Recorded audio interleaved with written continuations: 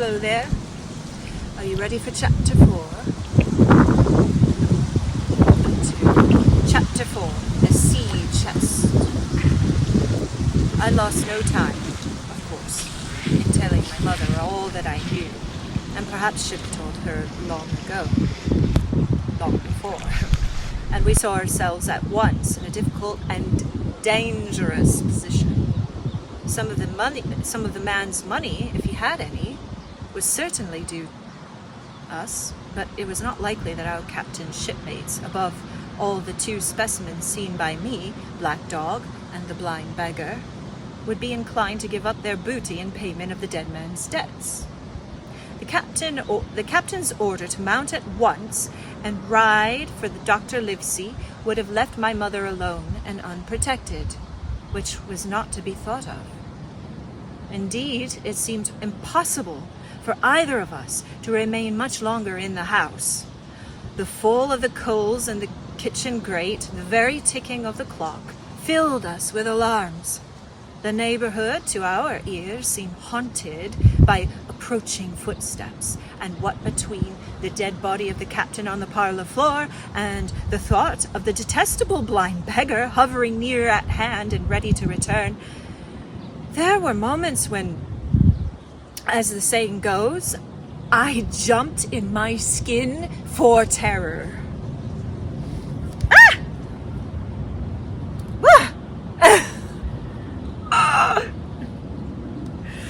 Something must speedily be resolved upon, and it occurred to us at last to go forth together and seek help in the neighboring hamlet. No sooner said than done. Bareheaded as we were, we ran out at once in the gathering evening and the frosty fog. The hamlet lay not many 100 yards away, though out of view on the other side of the next cove, and what greatly encouraged me, it was in the opposite direction from that whence the blind man had made his appearance, and whither he had presumably returned. We were not many minutes on the road, though we did sometimes stop to lay hold each other and hearken. But there was no usual sound, nothing but the low wash of the ripple and the croaking of the inmates of the wood. It was already candlelight when we reached the hamlet, and I shall never forget how much I was cheered to see the yellow shine in the doors and windows. But that, as it proved, was the best of the help we were likely to get in the quarter. For you would have thought that men would have been ashamed of themselves. No soul would consent to return with us to the Admiral Benbow. The more we told of our troubles, the more man, women, and child they clung to the shelter of their houses. The name of Captain Flint, though it was strange to me, was well enough known to some there and carried a great weight of terror.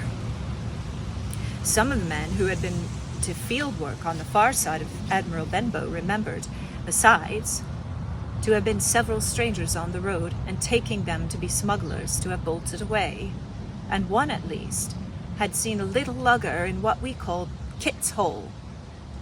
For that matter, anyone who was a comrade of the captain's was enough to frighten them to death. And the short and the long of the matter was that while we could get several who were willing enough to ride to Dr. Livesey's, which lay in another direction, not one would help us to defend the inn. They say cowardice is infectious, but then argument is, on the other hand, a great emboldener. And so when each had said his say, she declared, my mother, she made a speech. She would not, she declared, lose money that belonged to her fatherless boy. If none of you,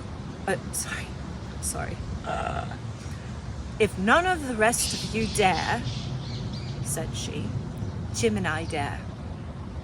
Back we will go, the way we came.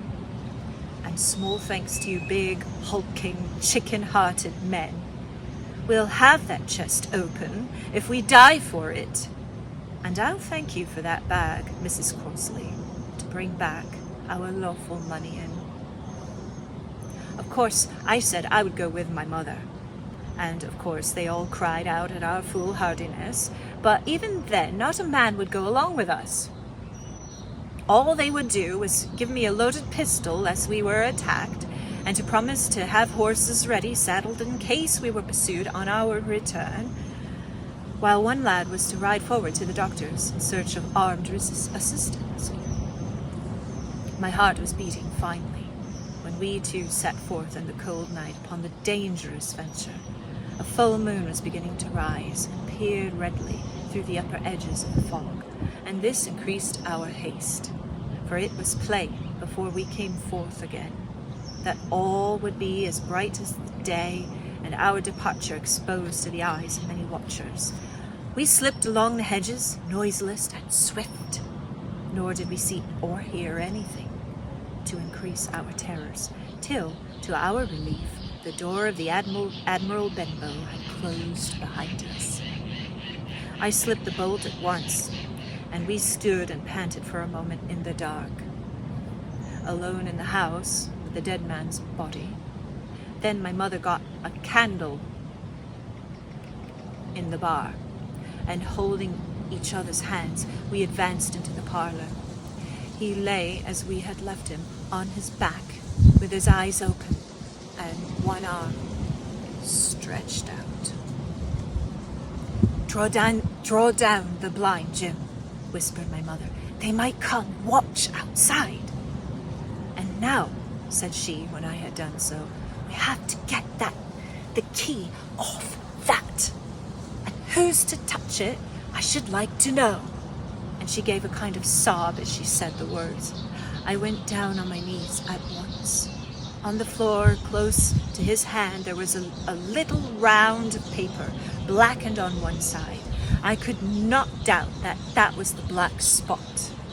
And taking it up, I found written on the other side, in a very clear hand, this short message. "You have till 10 tonight." "He had till 10, Mother," said I, and just as I had said it, our old clock began striking. This sudden noise startled us shockingly. But the good news was good, for it was only 6. "Now, Jim," she said, "that key." I felt in his pockets, one after another. A few coins, a thimble, and some thread, and big needles. A piece of pigtail tobacco bitten away at the end, his gully with a crooked handle, a pocket compass, and a tinderbox were all that they contained, and I began to despair. "Perhaps it's round his neck," suggested my mother. Overcoming a strong repugnance, I tore open his shirt at the neck, and there, sure enough, hanging to a bit of terry string, which I cut with his own gully, we found the key. At this triumph, we were filled with hope and hurried upstairs without delay to the little room where he had slept so long and where his box had stood since the day of arrival. It was like any other sea mate's chest on the outside, the initial B burned at the top of it with a hot iron, and the corners somewhat smashed and broken as by long, rough usage. "Give me the key," said my mother, and though the lock was very stiff, she had turned it and thrown back the lid in a twinkling. A strong smell of tobacco and tar rose from the interior, but nothing was to be seen on the top except a suit of very good clothes. Excuse me. Pardon me. Carefully brushed and folded. They had never been worn, my mother said. Under that, the miscellany began. A quadrant, a tin cannikin, several sticks of tobacco, 2 brace of very handsome pistols, a piece of bar silver, an old Spanish watch, and some other trinkets of little value and mostly foreign made, a pair of compasses mounted with brass, and 5 or 6 curious Western Indian shells. I have often wondered since why he should have carried about these shells with him in this wandering, guilty and hunted life. In the meantime, we had found nothing of any value but the silver and the trinkets, and neither of us was in our way. Were in our way. Excuse me. Neither of these were in our way. I am very sorry today with the storytelling. I have something in my throat here. Underneath there was an old boat cloak, whitened with sea salt on a many harbour bar. My mother pulled it up with impatience, and there lay before us the last things in the chest, a bundle tied up in oilcloth, and looking like papers, and a canvas bag that gave forth, at the touch, the jingle of gold. "I'll show these rogues that I'm an honest woman," said my mother. "I'll have my dues, and not a farthing over." Hold Mrs. O'Crosley's back, and she began to count over the amount of the captain's score from the sailor's bag into one that I was holding. It was a long, difficult business, for the coins were all of the countries and sizes, and doubloons and louis d'ors and guineas and pieces of 8, and I know not what besides, all shaken together at random. The guineas, too, were about the scarcest, and it was with these only that my mother knew how to make her count. When we were about halfway through, I suddenly put my hand upon her arm, for I had heard, in the silent, frosty air, a sound that brought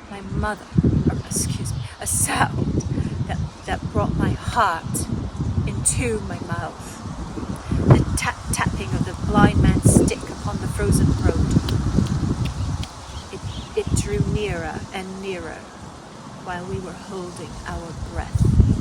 Then it struck sharp on the inn door, and then we could hear the handle being turned and the boat rattling as the wretched being tried to enter.